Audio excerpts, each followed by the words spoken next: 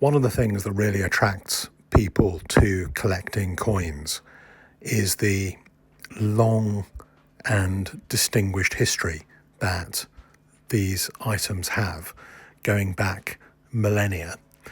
Collecting coins is probably, on a worldwide basis, one of the most popular hobbies that there is. Coin collectors can trace the whole history of humanity from their collections. And, whether you're focusing on Greek or Roman or Byzantine, there is absolutely something for everyone. But what we're here to talk about today is modern and collecting modern coins, particularly British coins, and what you should think about buying from the Royal Mint. Our Royal Mint is a kind of quasi-governmental organisation. It's owned by the British taxpayer, and they focus on four things at the moment. They focus on traditional collectors' coins, they focus on investment and bullion, they focus on historical collectors' coins, and they also now have a jewellery line, which is quite interesting, and deal with reclaimed metals. The focus of today's video is going to be very much on the collector part of the Royal Mint. So these are coins that are manufactured and created as collector's items. Understandably, there are a lot of collectors and, particularly more traditional collectors who shy away from these types of manufactured and contrived interest and rarity items. But there are a large number of people who really follow everything the Royal Mint do and buy all of their collector's coins. The important thing to note about these collector's coins is they are not made for investors. They are not made for people who want to buy something and for it to go up in value as an investment. They are made for people generally who like the look of something, want to buy something for themselves or a present for somebody, or a parent buying for children, grandparents buying for grandchildren, something to keep in the family, a keepsake. There are lots of coins like that that are not investment items in any way whatsoever. Given that most of these items are not a store of value, how can you judge whether or not something that is being offered for sale is going to be any form of maintained or stored value? That's a very good question. Sometimes things become rare and desirable by consensus. For example, the 2014 Britannia issue was recognised by all of the collectors on various social media as being a wonderful design. Maybe it is a wonderful design, maybe it's better than some of the others, but everybody decided it had a value, and as a result of that, the coins with that particular design went up in price. Similarly, the 1989 special release sovereign for the 500th anniversary of the sovereign, there were lots of those coins.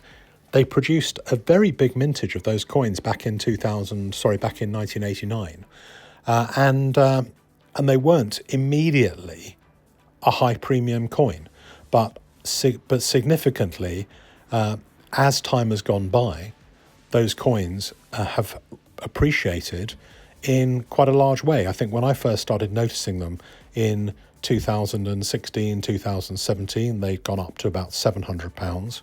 They're now £1,400 for the same coin, and the gold price hasn't gone up that much.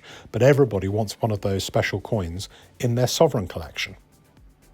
If you look at recent history, back to 2019, the launch of the Great Engravers series and the gold Una, 250 coins, 2 ounces of gold. Pretty expensive when they came out at £4,000, although in hindsight that looks cheap. But Initially, for the first, for the launch of the coin, nobody really wanted them. They didn't sell out straight away at the mint. And then suddenly, a few months later, they started being demanded by collectors in Japan, and there was an eBay sale for £10,000. And within the next 6-8 months after that, they were selling for anything up to £70,000 or £80,000 for that coin, particularly on the Japanese market. That madness was followed by the period of COVID, where everybody was scrabbling for brand new coins from the Royal Mint, thinking every single coin the Mint produced would go up by a factor of 10. And of course, some of those did. 2-ounce coins from the Royal Mint in silver were selling for anything up to £1,800 each on the secondary market, when everybody was sitting at home and having nothing to do, and things were getting overheated and inflated.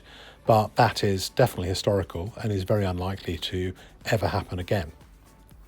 Sometimes there are coins that become rare and desirable because they are not easily obtained.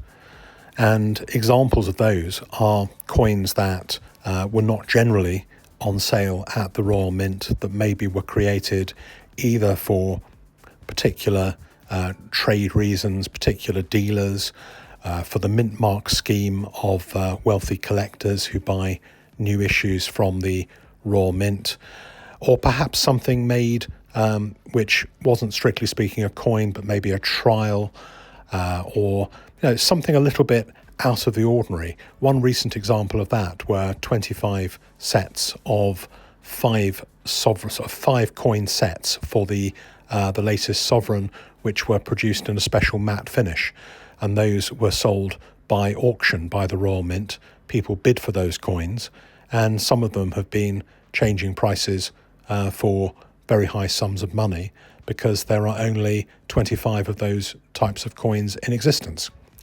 There are other large gold coins that may have only had an issue limit of 25, and those coins have no premium whatsoever and are sold sometimes below the spot price. But everything with the Royal Mint depends on the story and whether the story that is out there is believable and stands the test of time. So how can us mere mortals, us collectors who also don't like to lose money and, in inverted commas, investors, how can we make the best decisions when it comes to the Royal Mint? What should we be buying? Should we be buying the latest Snowman? Should we be buying the latest Gruffalo?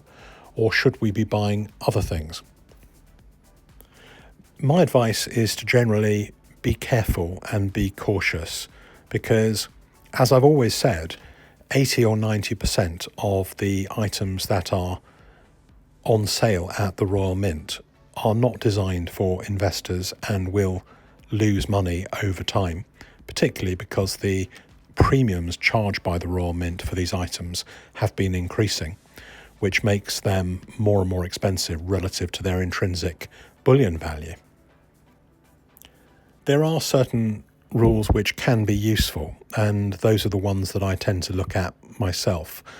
Anything which comes out that is both low mintage and maintains long-term traditions or has some kind of intrinsic quality, those are the things generally that will maintain value over time.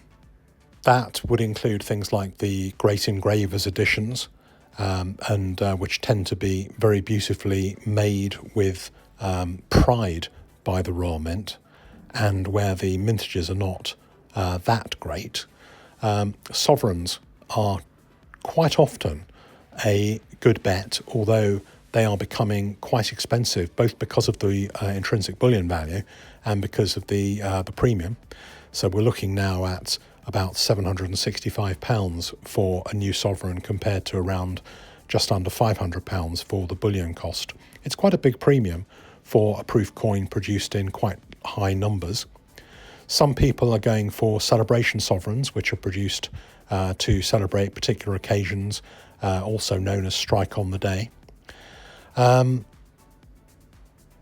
people simply just buy what they like, whatever they think they like. They they know that somebody else maybe who is similar to them in the future might also like that particular thing, and maybe they might be prepared to pay a premium for it over time rather than the premium falling away over time, which is what would normally happen to the average issue. To me, there are three things to look at, and let's take those in some kind of sequence. The first thing is things that are not expected to have a high value, which for various reasons the market decides has some kind of value over their mint price for different reasons. Examples of this are the 2008 Platinum Britannias, which turned out to have a very, very low mintage because of the world financial crisis. That wasn't expected at the time, or everybody would have bought them, but it became known afterwards, and then people wanted to then collect those coins.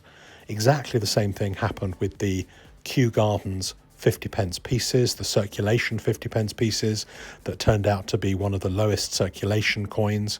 At the moment, the same thing is potentially happening with the salmon 50 pence coins from 2023 that the Royal Mint have just announced are the lowest circulation 50 pence piece. And those kind of things aren't known at the time the coins get released, but they are known only after the event. The second thing to look for is coins that are minted to be rare and collectible. And that's a little bit more dodgy to predict the outcome of. Some of those coins can find themselves a place in the coin collector's psyche and become really desirable and very high premium. And others can be very low mintage, supposedly collectible, but nobody ends up wanting them.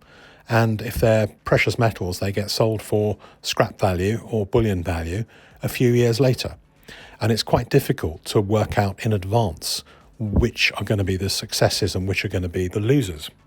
My hope is that at least some of you guys might have found that rambling video useful, and I'd be very interested in what your thoughts are about the modern Royal Mint coins and what you should be buying, what you do buy, and what you would recommend that others buy and look for. If you do like these videos and want me to keep going and produce more, please do like, please subscribe, and please comment, because all those things help boost the channel and get it right up the YouTube algorithm.